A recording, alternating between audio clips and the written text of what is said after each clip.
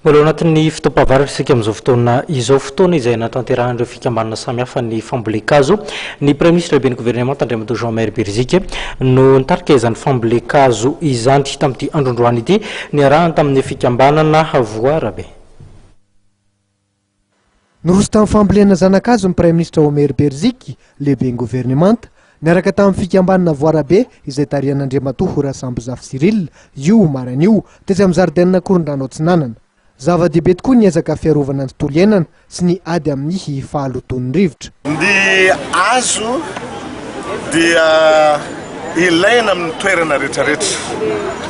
Ny eto Antananarivo indrindra dia tokony hisy izay ataon'ny frantsay hoe espace vert BDB na toerana maitso izay ahafahana manadio ny rivotra satria eto amin'ny tanan-dehibe ohatra ny Antananarivo zao no tena misy pollution, misy fandotonan'le rivotra na ny usine manao le akora isan-karazany zany na ny tomobile mivezivezy zany dia miteraka fandotonan'ny rivotra daholo zany rehetrarehetra zany.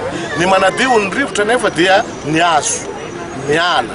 Ko dia eto an-tampon-tanàna Antananarivo ty toerana tia dia natokana indrindra atao an'izany espace vert izany.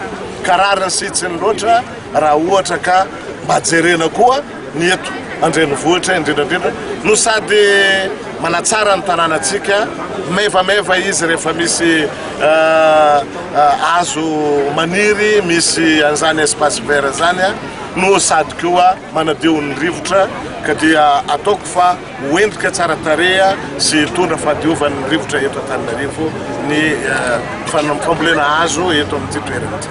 Ho amin'ny fikambanana Voarabe kosa izay tarihan'Andriamatoa Horasambozafa Cyril dia lahara-pahamehana ny fiarovana ny tontolo iainana.